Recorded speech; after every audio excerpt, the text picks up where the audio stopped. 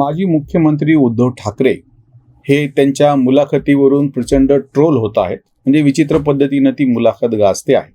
त्याच्यावर बरेच व्हिडिओ पण झालेले आहेत.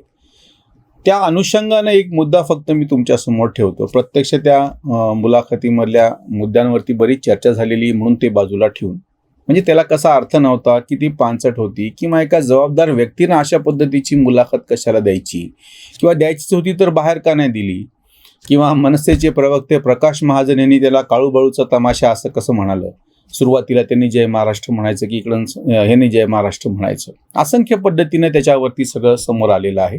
म्हणून मी त्या अनुषंगाने एक थोडासा वेगळा मुद्दा आवर्जून तुमच्या समोर ठेवतो आहे. एखादा पक्ष जेव्हा फुटतो त्याच्यामध्ये बंड होतं, थोडे माणसं, जास्त माणसं, काही तुम्ही समजून घ्या. ह्याच्यामधला जो एखादा खराखुरा नेता असतो म्हणा, किंवा तळागाळाशी जो पोहोचलेला असतो, त्याचं वर्तन काय असतं. सगळ्यात त्याच्यातलं मोठं उदाहरण इंदिरा गांधींचं आहे. 1969 सालची गोष्ट आहे. सगळ्या ज्येष्ठ नेत्यांनी त्यांना कसं कॉर्नर केलं, म्हणजे कोपऱ्यात घेतलं, एका बाजूला केलं, आणि त्यावरून त्यांना पक्षातून पण काढून टाकलं. पण इंदिरा गांधींनी ताठपणे उभं राहून त्या राष्ट्रपती निवडणुकीमध्ये आपला उमेदवार निवडून आणला आणि त्यांना संदेश दिला. आणि प्रत्यक्ष पार्लमेंट पार्टी की संसदेमध्ये काँग्रेस पक्षाचे तेव्हाचे जे एकूण खासदार होते त्याच्यातले जवळजवळ म्हणजे 2/3 जास्त हे खासदार कसे फोडले म्हणण्याच्या पेक्षा आपल्या पाठीशी कसे आहेत, आपणच खरी काँग्रेस कशी आहे हे सिद्ध केलं. आपलं पंतप्रधान पद टिकवलंच, पण परत पुढच्या निवडणुकीमध्ये स्वतःचा वेगळा पक्ष भारतीय राष्ट्रीय काँग्रेस तो आय नंतर झाला, तेव्हाचा तो रेड्डी काँग्रेस, आर आणि ओ काँग्रेस म्हणजे ऑर्गनायझेशन काँग्रेस असा जो पक्ष होता, आपलाच पक्ष खरा कसा आहे सिद्ध करून दाखवलं. त्या रडत मुलाखती देत कणत कुथत बसल्या नाहीत. त्याच इंदिरा गांधींचं दुसरं एक उदाहरण आहे की आणीबाणीच्या नंतर पक्षामध्ये तर काय फूट पडायची ती पडलीच, पण प्रत्यक्ष सत्ता गेली. त्या स्वतः खासदारकीच्या निवडणुकीमध्ये पडल्या. एक प्रसंग असा आहे जो मला आवर्जून सांगायचा. मी स्वतः इंदिरा गांधींचा मोठा टीकाकार राहिलेलो आहे. सातत्यानं काँग्रेसवरती तर आम्ही टीका केलेलीच आहे, पण त्यांच्या या नेतृत्व गुणाची दाद द्यायला पाहिजे. त्या निवडणूक हारलेल्या होत्या, विरोधी पक्षात बसावं लागलेलं होतं, स्वतः खासदार पण नव्हत्या. आणि अशा वेळी बिहारमध्ये वेलची या गावी दलितांचं हत्याकांड घडलं ही बातमी त्यांना लागली आणि तातडीने त्या तिथपर्यंत पोहोचल्या. त्यांच्याकडे कुठलंही संविधानिक पद नाही. नदीला पूर आलेला होता आणि ती नदी ओलांडून पलीकडे जायचं होतं. वाहन काय काहीच नाही, नाव नाही, छोटे ते ज्याला आपण हे म्हणतो कुठल्याही पद्धतीचं असं वाहून न्यायचं कुठलं तिथं काही हे नाही. अशा वेळी फक्त हत्ती जाऊ शकेल असं कोणीतरी सांगितलं आणि एक माहूत आणि त्याचा हत्ती हे तयार होते. इंदिरा गांधी हो म्हणाल्या. नदीला पूर आलेला, नदीच्या पाण्यामध्ये तो हत्ती आहे, माऊत बसलेला, मागच्या हौद्यामध्ये फक्त एकट्या इंदिरा गांधी. ते दृश्य कसं असेल थरारक तुम्ही कल्पना करा. जर पाण्याचा लोंढा अजून वाढला असता तर त्या पुरात वाहून पण जाऊ शकल्या असत्या, पण त्यांनी हिंमत दाखवली, त्या पलीकडे पोहोचल्या. मग त्या वेलचीच्या दलितांना त्या भेटल्या ज्यांच्या घरात हत्याकांड झालेले, आणि मग पुढचं काय इतिहास सांगायची गरज नाही. त्यांनी पूर्णच्या पूर्ण सगळं राजकारणाचे चित्र पालटलं आणि 80ला त्या परत सत्तेवर आल्या. शरद पवारांवरती आम्ही वारंवार टीका करतो, तरीही शरद पवारांनी 99ला काँग्रेसमधून बाहेर पडून राष्ट्रवादी पक्षाची स्थापना केल्याच्या नंतर किरकिर करत बसले नाही, कुरकुर केली नाही, मुलाखती दिल्या नाही. आपल्या पक्षासाठी पूर्ण महाराष्ट्रभर फिरून संरचना तयार केली, निवडणुका लढवल्या, निवडणुकीतून परत त्याच काँग्रेसबरोबर त्याच्यासाठी इकडे टीका करताना किती करू, पण 99 पासून त्यांनी पक्ष स्थापन केल्यापासून आज तागायत 23 वर्षात एक मधला फक्त 5 वर्षाचा कालखंड आहे 14 ते 19 जर सोडला तर शरद पवारांनी सातत्याने आपल्या पक्षाला सत्तेत ठेवलेलं आहे.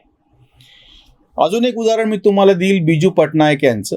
म्हणजे बिजू पटनायक हे यांचं निधन झाल्याच्या नंतर त्यांचे चिरंजीव नवीन पटनायक जे आता ओडिशाचे मुख्यमंत्री आहेत, वडिलांच्या माघारी तेव्हा त्यांच्या पक्षाला सत्ता नव्हती. डाव्या पक्षातले जनता दलातले बिजू पटनायक हे मोठे नेते होते. त्यांच्या निधनाच्या नंतर ओरिसामध्ये विरोधी पक्ष हा कोलमडून पडलेला होता. भाजप तिथे अजून आलेला नव्हता. अशा काळामध्ये काँग्रेसचा मुख्यमंत्री होता तो मुख्यमंत्री की ज्याच्या एका मतामुळे वाजपेयीचे सरकार पडलेले, गिरधर गोमांगो. त्या काळामध्ये त्यांनी ज्यांना ओरिया भाषा येत नव्हती, परदेशात शिकायला होते, ते नवीन पटनायक आपल्या वडिलाच्या नावानं बिजू जनता दल बीजेडी नावाचा त्यांनी पक्ष स्थापन करून अथक मेहनत घेतली. तेव्हापासून आज तागायत सलग 5 वेळा त्यांनी निवडणुका जिंकल्या. ते कणत कुथत बसले नाहीत, त्यांनी मुलाखती दिल्या नाहीत, किरकिर केली नाही, आपली तब्येत कशी बरोबर नाही आणि पाठ कशी खाजू असा प्रश्न त्यांना पडलेला नव्हता. डास चावला तर खाजू कुठे, हा प्रश्न बिजू जनता दलाचे नवीन पटनायक यांना पडलेला नव्हता. अजून एक उदाहरण आहे, मी आवर्जून देऊ इच्छितो. YSR काँग्रेसचे जगनमोहन रेड्डी यांचं, राजशेखर रेड्डी यांचं निधन झाल्याच्या नंतर, अपघाती निधन झाल्याच्या नंतर त्यांना काँग्रेसमध्ये कशी वाईट वागणूक मिळाली, जगनमोहन यांना त्यांना काढण्यात आलं, ते बाहेर पडले, त्यांनी दुसरा पक्ष स्थापन केला, त्याच्या अथक मेहनत घेतली, संपूर्ण आंध्र प्रदेशभर फिरले आणि आपल्या पक्षाला, त्यांचं वय अतिशय कमी, ते काही उद्धव ठाकरे सारखे 60त नव्हते, अतिशय कमी वय असताना त्यांनी अक्षरशः तो आंध्र प्रदेश पूर्ण पिंजून काढून स्वतःच्या जीवावरती पक्षाला सत्तेवरती आणलं. आताही 25 म्हणजे विधानसभा तर एकतर्फी त्यांनी जिंकली, पण 25 पैकी 22 खासदार आपले निवडून आणलेले. संसदेमध्ये विरोधी पक्षामध्ये काँग्रेस, तृणमूल नंतरचा बरोबरीचा त्यांचा पक्ष आहे, स्टॅलिनच्या बरोबरीच. ही सगळी उदाहरणं मी यासाठी जातोय की ज्यांच्या पक्षामध्ये फूट झाली, बाहेर काढावं लागलं, ते बाहेर पडले किंवा त्यांना बाहेर काढलं गेलं, हे सगळं बाजूला ठेवून याची कुठली. अजून एक उदाहरण आहे ममता बॅनर्जींचं. या ममता बॅनर्जी काँग्रेसमध्ये होत्या, कायमस्वरूपी त्या लढाऊ बाण्याच्या असताना त्या जेव्हा आज जरी त्यांच्यावरती, त्यांच्या मंत्र्यावरती भ्रष्टाचाराचे आरोप झाले म्हणून आम्ही टीका करत असलो तरी त्यांचं हे जे नेतृत्व गुणाचं स्पिरिट आहे, त्यांची जी ही ताकद आहे नेतृत्व गुणाची, त्यासाठी त्यांना त्यांचा उल्लेख करावाच लागेल, ते श्रेय त्यांना द्यावंच लागेल. काँग्रेसमध्ये त्या असताना विरोधी पक्षामध्ये म्हणजे जो पक्ष तिथं सत्तेवर होता, डावे पक्ष, यांच्या बाबतीमध्ये काँग्रेस कुचकामी अशी भूमिका घेत आहे, बोटचेपी भूमिका घेत आहे, जास्त तीव्रपणे रस्त्यावर उतरून लढायला पाहिजे असं त्यांनी ठरवलं आणि आपलं नेतृत्व ऐकत नाही हे म्हटल्यानंतर त्या काँग्रेसमध्ये बाहेर पडल्या. त्यांनी किरकिर केली नाही, कोणाला मुलाखती देत बसल्या नाही, स्वतःचा पेपर काढून आपल्या संपादकाच्या पुढे आपली टिमकी वाजवून घेत बसल्या नाहीत. 1, 2 नाही, 11, 12 वर्ष त्यांना सतत संघर्ष करावा लागला, 13, 14 वर्ष. तेव्हा कुठं 2011ला त्यांचा पक्ष सत्तेवरती आला, तृणमूल काँग्रेस. तेव्हापासून आजपर्यंत गेले 12 वर्ष त्यांचा पक्ष सत्तेमध्ये आहे पश्चिम बंगालमध्ये. त्यांनीही त्यांचा जो पक्ष आहे काँग्रेस पक्ष, त्याच्यातून बाहेर पडून अशा पद्धतीनं त्यांनी स्वतःचं अस्तित्व सिद्ध केलं.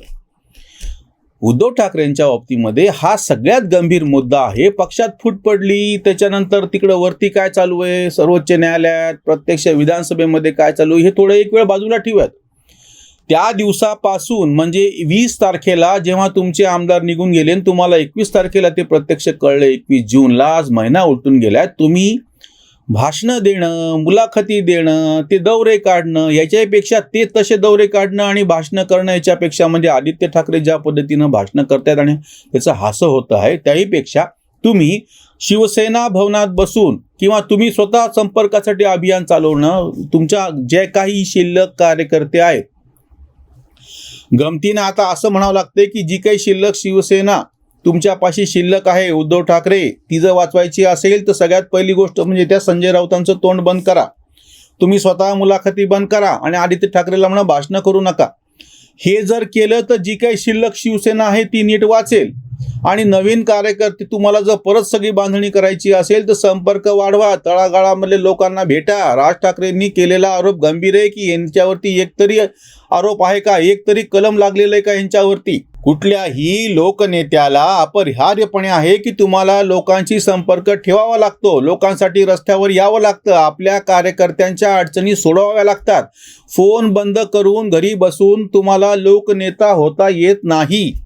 मुलाखती देऊन, फेसबुक लाईव्ह करून, आपल्याच वर्तमानपत्राच्या आपल्याच संपादकाला गोडी बोलून ह्याच्यातून काहीही निष्पन्न होत नाही. बऱ्याच जणांनी अशी टीका केली की तुम्ही त्या मुलाखतीवर बोलताय, मग बाकीच्या मुलाखती की ज्या काही पत्रकारांनी मोदींच्या घेतल्या, अरे मोदींच्या मुलाखती बाकीच्या पत्रकारांनी घेतल्यात, संघ परिवारातला जे काही वृत्तपत्र आहेत त्यांनी घेतलेल्या नाही आहेत आणि त्या मुलाखतीचं तुम्हाला जी टीका करायची ती त्यांनी जरूर करावी. पण मोदी हे प्रत्यक्ष लोकनेते आहेत, आजही लोकांमध्ये जातात, लोकांशी भिडतात, ते किंवा त्यांचा कार्यकर्ता किंवा त्यांचा पक्ष. आजही शरद पवार त्यांच्या पक्षातल्या तळागाळातल्या कार्यकर्त्यांशी संपर्क ठेवून आहेत. आजही भारतीय जनता पक्षाचे नेते देवेंद्र फडणवीस तेव्हा विरोधी पक्षात होते तेव्हा सुद्धा आणि आता पदावरती आहेत तेव्हा सुद्धा त्यांच्या प्रत्यक्ष तळागाळातल्या कार्यकर्त्याशी संपर्क आहे. तसा तुमचा आहे का, हा सगळ्यात मोठा मुद्दा आहे. त्याच्यामुळे ह्या मुलाखतीची जी अडचण आहे सगळ्यात पहिली ती ही की तुमचा जो संपर्क तुटलेला आहे, जो तुम्ही प्रस्थापित करायला पाहिजे आजही ते पुरेसा होत नाहीये. तुम्ही आजही मुलाखती देत बसलेले आहात. त्या मुलाखतीवरचे एक उपास म्हणून ही उसंत वाणी. गंभीर समस्या खाजवूमी कसे लागले हे पिसे उद्धवासी. आपलेच शेत आपलाच गडी स्तुती लाडी गोडी आपणासी. मुलाखत तैसी फिक्स केली मॅच फुटीवर पॅच लावू म्हणे.